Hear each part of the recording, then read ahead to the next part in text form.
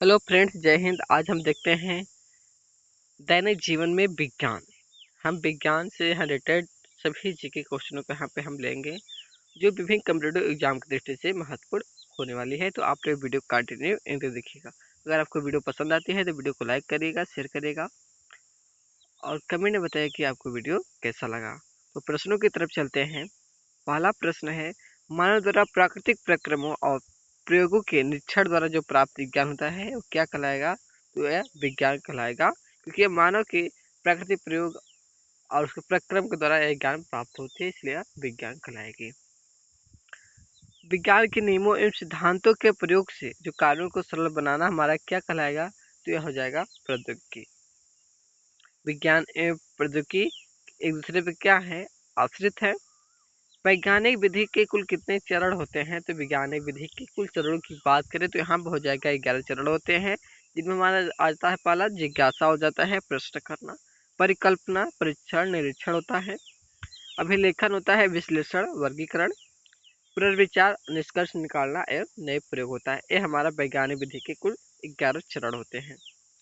वर्ग समीकरण का हल देने वाले प्रथम कर्तज्ञ की बात करें तो हो जाएगा प्रोफेसर धराचार्य थे। धराचार्य कहते हैं इसे हम।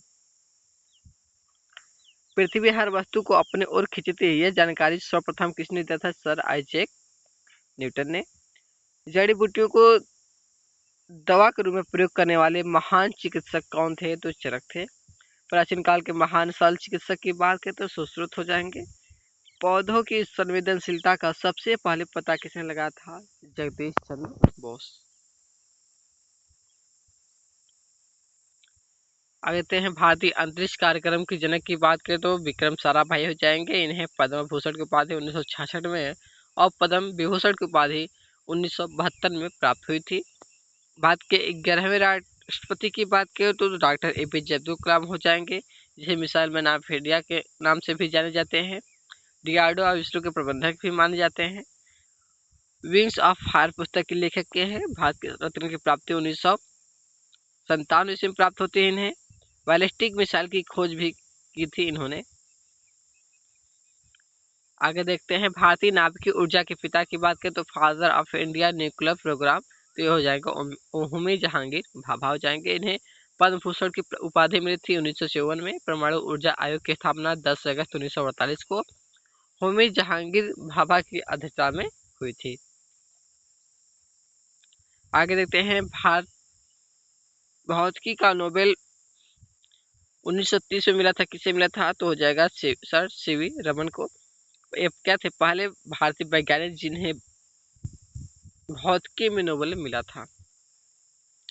भारत रत्न की प्राप्ति इन्हें होती है 1954 में। प्रकाश के प्रकीर्णन की खोज के लिए नोबेल पुरस्कार की इन्हें प्राप्ति हुई थी। भारतीय गणितज्ञ कौन थे? तो एस रामानुजस। अब देख लेते हैं भारत प्रमुख वैज्ञानिक खोजी।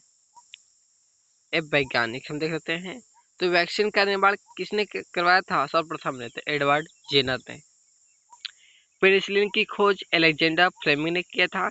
रेडियम और पोलोनियम की खोज मैडम क्यूरी। दूरबीन की खोज गैलीलियो के द्वारा किया गया था। ग्रामोफोन एवं विद्युत बल्ब थॉमस एडिसन के द्वारा। रेडियो की खोज मार्कोनी। परमाणु बम की खोज ऑटो हॉर्न और गुरुत्वाकर्षण का जो नियम दिया था वह न्यूटन ने दिए थे। प्राथमिक विद्युत सेल की खोज वोल्टा ने। डायनेमो की खोज की बात करें तो माइकल फैराडे हो जाएंगे। एक्सरे की खोज या इसका आविष्कार किसने किया था? विलियम रोटेजर ने। परमाणु भट्ठी की खोज फर्मी के द्वारा किया गया था। टेलीविजन की खोज जॉन लॉगी बिलियर्ड, हम बियर्ड के नाम से भी जाने जाते हैं। विज्ञान और प्रौद्योगिकी के विकास से मानव जीवन में क्या परिवर्तन हुआ, उन्हें हम देखते हैं यहाँ पे। अल्ट्रासाउंड द्वारा आंतरिक अंगों की क्या की जाती है? तो जांच की जाती है। शरीर के अंदर के भागों की जांच कैसे की जाती है? इंडोस्कोप के माध्यम से, जो मशीन होती है। मत्स्य उत्पादन होता है उन्नत प्रकार के मत्स्य बीज द्वारा। सुअर पालन होता है संतुलित आहार एवं सामयिक टीकाकरण के द्वारा।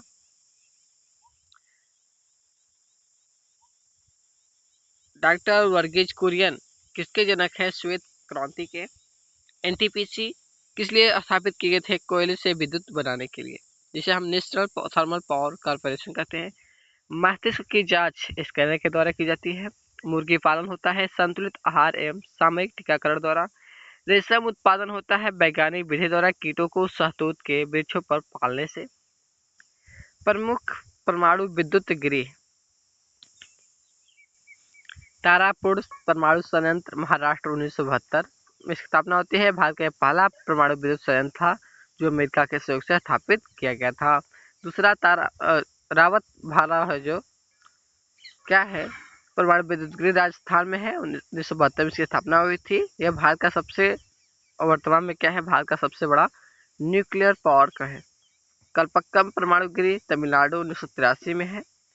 नरोरा परमाणु विद्युत गृह बुलंदशहर उत्तर प्रदेश 1971 में स्थापना होती है। काकरापारा क्या है सूरत गुजरात में है। 1993 में स्थापना होती है। कैगा क्या है कर्नाटक में है। 1919 में इसकी स्थापना होती है। कैगा एक कर्नाटक में है। विश्व का पहला परमाणु बिजली घर क्या है रूस में स्थापित हुआ था। विज्ञान के नियमों और सिद्धांतों का अनुप्रयोग हमारा प्रौद्योगिकी कहलाता है। अन्य क्रांतिकारी परिवर्तन हो जाएंगे। औद्योगिक क्षेत्र में भारत का स्थान विश्व के 6ठे स्थान पर जाती है। कंप्यूटर क्या है एक इलेक्ट्रॉनिक मशीन है। इंटरनेट कंप्यूटर की नवीनतम प्रणाली है। टेलीफोन लाइन की सहायता से जुड़े जो कंप्यूटर नेटवर्क होते हैं उसे इंटरनेट कहते हैं। ईमेल क्या है कंप्यूटर इंटरनेट पर आधारित संचार की महत्वपूर्ण युक्ति है। स्मार्टफोन क्या है इलेक्ट्रॉनिक उपकरण है। ईंधन एलपीजी मुख्य रूप से सीएनजी ये सब ईंधन है। चिकित्सा चेचक खांसी हैजा टीबी पोलियो की रोकथाम हेतु प्रतिरोधी टीकों का विकास होता है। कृषि उपज में असातिश वृद्धि को हरित क्रांति कहते हैं। ढेकली और राहड़ कृषि के क्या है पारंपरिक साधन है। अब हम देख लेते हैं सहायक प्रकार दृष्टि से अभी है बल गति ऊर्जा के बारे में। तो पहले हम गति देखते हैं। तो गति किसे कहेंगे तो किसी वस्तु में समय के साथ परिवर्तन हो रहा है उसकी स्थिति में परिवर्तन होता है इसे हम गति कहेंगे। ये 3 प्रकार की होती हैं। पहला है सरल रेखी गति कहते हैं। जब कोई वस्तु सदैव एक सरल रेखा में गति करती है तो उसकी गति क्या होती है सरल होती है। जैसे होता है बस द्वारा चलना मार्च फास्ट होती है। चलती हुई कार सड़क पे बस ये सब क्या है रेखी गति में अपनी चलती है। क्या है रेखी गति उदाहरण है। दूसरा है वृत्तीय गति। पत्थर जैसे टुकड़ा क्या है मार्ग पे वृत्तीय गति करती है तो इस प्रकार की गति को हम वृत्तीय गति कहेंगे। जैसे सूर्य के चारों ओर घूमने वाले जो ग्रह होते हैं जैसे पृथ्वी तारे चंद्रमा गति क्या है एक वृत्तीय गति है। कोल चलाते हुए बैच की गति क्या है सब वृत्तीय गति का उदाहरण है। घूर्णन गति जब कोई वस्तु अपने अक्ष के चारों ओर घूमती है उसे गति घूर्णन गति कहलाती है। घूमती हुई जैसे फिरकी हो गया कुम्हार का चाक पंखे एवं कुएं से पानी निकालने वाली घिसी क्या है घूर्णन गति करती है।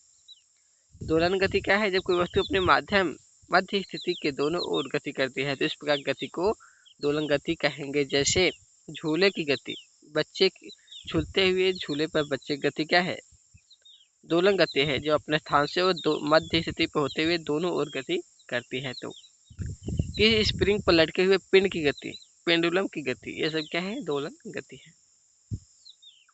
अब देख लेते हैं विस्थापन। किसी दो बिंदुओं के बीच की दूरी विस्थापन कहलाती है। विस्थापन क्या है एक सदिश राशि है इसका मात्रक होता है मीटर।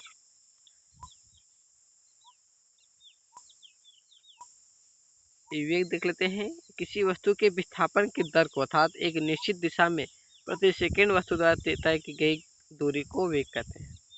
किसी वस्तु के विस्थापन की दर को अर्थात क्या है एक निश्चित दिशा में जो प्रति सेकंड वस्तु द्वारा जो तय की गई दूरी होती है वेग कहलाती है। इसका मात्रक मीटर प्रति सेकंड होता है। यह भी सदिश राशि है।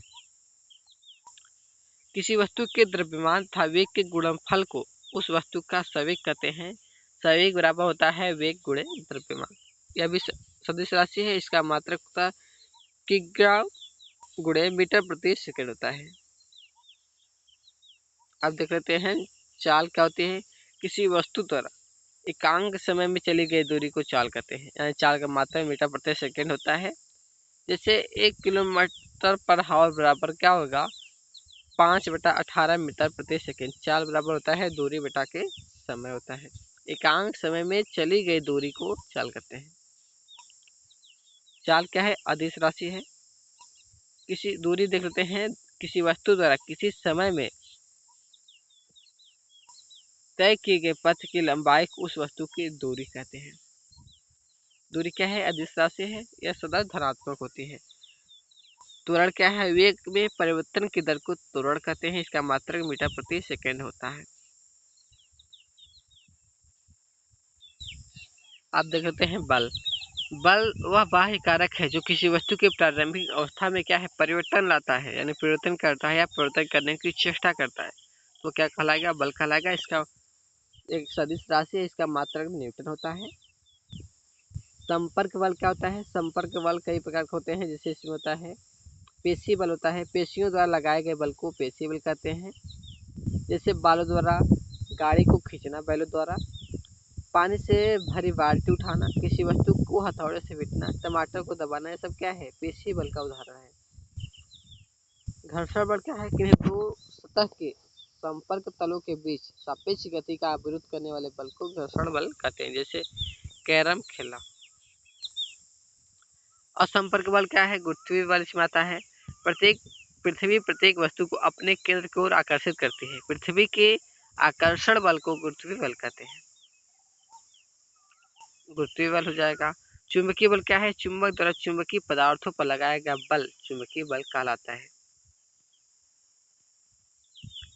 अब देख लेते हैं उत्तोलक।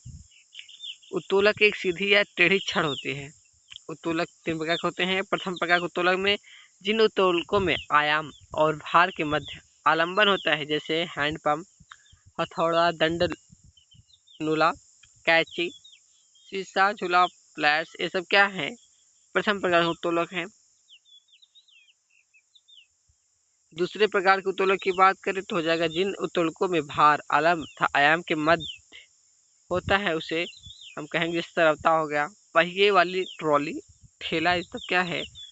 दूसरे प्रकार के उत्तोलक आ जाएंगे। तीसरे प्रकार के उत्तोलक में जिन उत्तोलकों में आयाम, भार और आलंबन के मध्य होता है, जैसे चिमटी हो गया, चाकू, सीढ़ी, नेल कटर, ये सब क्या है? तीसरे प्रकार के उत्तोलक हैं। सरल मशीनें कितने प्रकार की होती हैं? तो यह 5 प्रकार के होते हैं, जिसमें हो जाएगा पेच, झुका, तल, घिसी, पहिया, सब क्या है? सरल मशीनें हैं। अब देख लेता हूँ ऊर्जा। कार्य करने की क्षमता क्या कहलाती है? ऊर्जा कहलाती है। किसी वस्तु में गति के कारण जो कार्य करने की क्षमता आ जाती है, उसे हम गतिज ऊर्जा कहते हैं। किसी वस्तु में उसकी विशेष स्थिति के कारण ऊर्जा आती है, तो वह स्थितिज ऊर्जा कहलाती है। ऊर्जा क्या है? एक अनिश्चित राशि है और एक अदिश राशि है। ऊर्जा क्या है? एक अदिश राशि है। ऊर्जा का मात्रक जूल होता है। इसका ऐसा ही मात्रक जूल होता है गतिज का भी। गतिज ऊर्जा का सूत्र हो जाएगा 1/2 इंटू एम वी स्क्वायर हो जाएगा। स्थितिज ऊर्जा का मात्रक भी जूल होता है। इसका सूत्र हो जाएगा mg + h। ऊर्जा का रूपांतरण कैसे होता है? ऊर्जा एक रूप से दूसरे रूप में बदलने की क्रिया ऊर्जा का रूपांतरण कहलाता है, या हस्तांतरण कहते हैं। उपकरण ऊर्जा का रूपांतरण देख लेते हैं। किस उपकरण द्वारा कौन सी ऊर्जा किस ऊर्जा में परिवर्तित होती है? सौर सेल के माध्यम से प्रकाश ऊर्जा के विद्युत ऊर्जा में, डायनेमो के द्वारा यांत्रिक ऊर्जा को विद्युत ऊर्जा में, विद्युत मोटर द्वारा विद्युत ऊर्जा को यांत्रिक ऊर्जा में, माइक्रोफोन द्वारा ध्वनि ऊर्जा को विद्युत ऊर्जा में, लाउड स्पीकर द्वारा विद्युत ऊर्जा को ध्वनि ऊर्जा में, सितार द्वारा यांत्रिक ऊर्जा को ध्वनि ऊर्जा में, बल्ब, ट्यूबलाइट, हीटर का जलना विद्युत ऊर्जा को प्रकाश एवं ऊष्मीय ऊर्जा में, मोमबत्ती का जलना क्या है? रासायनिक ऊर्जा को प्रकाश एवं ऊष्मीय ऊर्जा में परिवर्तन करना है। कोयले का जलना रासायनिक ऊर्जा को ऊष्मा में बदलना, विद्युत से रासायनिक ऊर्जा को विद्युत में, इंजन ऊष्मा ऊर्जा को यांत्रिक ऊर्जा में। प्रकाश सेल क्या करती है? प्रकाश ऊर्जा को विद्युत ऊर्जा में, प्रकाश संश्लेषण ऊर्जा को रासायनिक ऊर्जा में, फोटो इलेक्ट्रिक सेल प्रकाश ऊर्जा को विद्युत ऊर्जा में परिवर्तित करती है। अब देखते हैं ध्वनि। ध्वनि को हम देख लेते हैं। जो हम कान द्वारा सुनते हैं ध्वनि कहलाती है।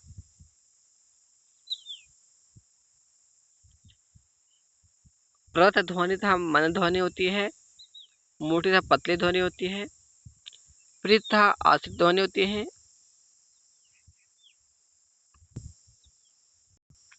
एक होता है अप्रव्य ध्वनि होती है, प्रव्य ध्वनि होती है, और एक होता है प्रस्रव्य ध्वनि होती है। ध्वनि की प्रबलता व्यक्त करती है, ध्वनि का तारतम्य व्यक्त करता है, यानी जो प्रवत ध्वनि या मंद ध्वनि होती है ध्वनि की प्रबलता को व्यक्त करता है। मोटी तथा पतली ध्वनि क्या है, ध्वनि का तारतम्य व्यक्त करता है। प्रिय तथा अप्रिय जो ध्वनि होती है ध्वनि की गुणवत्ता व्यक्त करती है। अपश्रव्य ध्वनि क्या है, बेस हर्ट्ज से कम आवृत्ति की ध्वनियाँ क्या होती है, अपश्रव्य होती हैं। प्रस्रव्य क्या होती हैं, 20 से 2000 हर्ट्ज तक का आवृत्ति वाली ध्वनियाँ, और जो प्रस्रव्य होती हैं 2000 हर्ट्ज से अधिक की आवृत्ति वाली जो ध्वनि होती है वो होती है जो हमें सुनाई नहीं देती है। हाथी, कबूतर आदि अपश्रव्य ध्वनि को सुन सकते हैं, जैसे भूकंप से उत्पन्न ध्वनि को। 20 हर्ट्ज से 2000 हर्ट्ज तक की ध्वनि को मनुष्य सुन सकता है, इसे प्रस्रव्य प्रयास कहते हैं। कुत्ता, चमगादड़ एवं डॉल्फिन प्रस्रव्य ध्वनियों को सुन सकते हैं, जैसे अल्ट्रासाउंड में प्रयुक्त ध्वनिक होते हैं। प्रतिध्वनि किसी पहाड़ी या किसी बड़े हॉल में चलने वाले ध्वनि दोबारा सुनाई देती है, उसे हम प्रतिध्वनि कहते हैं। प्रतिध्वनि के लिए स्रोत और परिवर्तित की दूरी कम से कम 16.6 मीटर होनी चाहिए। प्रतिध्वनि के उपयोग क्या है, जन से स्थित वस्तुओं की गहराई ज्ञात करने में, जैसे चमगादड़ द्वारा अवरोधों से बचने में, कीटों द्वारा भोजन की खोज में। ध्वनि तरंगे यांत्रिक तरंगे होती है, ध्वनि तरंग अनुदैर्घ्य तरंगे होती हैं। ध्वनि के संचरण के लिए क्या है, माध्यम क्या है, ठोस, द्रव, गैस की आवश्यकता होती है। ध्वनि का संचरण निर्वात में हो सकता है। ध्वनि की चाल ठोसों में जो है सर्वाधिक होती है। शुष्क हवा में ध्वनि की चाल 43.59 मीटर प्रति सेकेंड होती है। शुद्ध पानी में ध्वनि की चाल 1435 मीटर प्रति सेकेंड होती है। नमकीन पानी में ध्वनि की चाल 1500 मीटर प्रति सेकेंड। ध्वनि की वायु में चाल 332 मीटर प्रति सेकेंड होती है। ध्वनि की चाल ठोस में सबसे अधिक, सबसे और क्या है, गैस में सबसे कम होती है। तरंग की चाल बराबर होता है एन लेमडा। बी क्या होती है, तरंग हो जाती है, एन आवृत्ति हो गई, और एन वाई लेमडा तरंग दैर्घ्य हो गया। तो आवर्तकाल निकालने के लिए हम 1/, आवृत्ति कर देंगे, तो यहाँ पे निकल सकता है। पदार्थ एवं पदार्थ की अवस्थाएं क्या है। पदार्थ पदार्थ वह है जो स्थान करता है, जिसमें भार होता है और जिसका ज्ञान हम अपने इंद्रियों द्वारा करते हैं, क्या है, पदार्थ कहलाती है। पदार्थ के निर्माण की मौलिक इकाई अणु एवं परमाणु होती है। अणु अति सूक्ष्मतम का है जो स्वतंत्र अवस्था में रह सकता है। परमाणु सूक्ष्म कण है जो स्वतंत्र अवस्था में नहीं रह सकता। अणु सूक्ष्म रहेगा लेकिन परमाणु नहीं। ये सूक्ष्म कण है क्योंकि स्वतंत्र अवस्था में नहीं रह सकता। परमाणु देखते हैं। परमाणु शब्द को यूनानी भाषा में एटॉक्स कहते हैं, जिसका अर्थ है अविभाज्य। परमाणु के मूल कण है इलेक्ट्रॉन, प्रोटॉन व न्यूट्रॉन। परमाणु किसी पदार्थ के निर्माण को मौलिक इकाई है। तत्व एवं यौगिक तत्व किसी भी क्रिया द्वारा अन्य सरल पदार्थों में विभाजित नहीं किया जा सकता, जैसे लोहा, तांबा, सोना, चांदी, ऑक्सीजन, हाइड्रोजन, हीलियम, नियॉन। ये सब क्या है, तत्व है। पदार्थ की अवस्थाएं कितनी होती है, 3 होती हैं, जो ठोस, द्रव एंड गैस। ठोस को देख लेते हैं। ठोस की अवस्था में कण अत्यंत पास होते हैं। कण ठोस की अपेक्षा अधिक दूरी पर होते हैं, जिसमें द्रव होते हैं, और गैस में बहुत दूर दूर होते हैं। तो फ्रेंड्स, आज का वीडियो हम यही समाप्त करते हैं। आई होप आपको वीडियो अच्छी लगी होगी। अगर वीडियो पसंद आए तो वीडियो को लाइक करिएगा, कमेंट करिएगा और ज़्यादा से ज़्यादा अपने दोस्तों तक शेयर करिएगा ताकि काफ़ी हेल्पफुल हो सके। जो भी कंप्यूटर एग्जाम होने वाली है उसमें बेहद महत्वपूर्ण हो सकती है, जिसमें पेट हो गया, आरआरबी, एनटीपीसी की होने वाली है, एसएससी की होने वाली है, तो उसमें महत्वपूर्ण हो सकते हैं। तो आप लोग वीडियो को एक दो बार रिवीजन करेंगे तो आपका कोई भी कन्फ्यूजन नहीं रहेगा। मैंने पिछली वीडियो में भी बहुत जैसे सभी जीएस के सभी प्रश्नों के यहाँ पे लिस्ट किया है, तो आप मेरे प्लेलिस्ट में जाकर वहाँ से भी आप देख सकते हैं। Okay, thanks.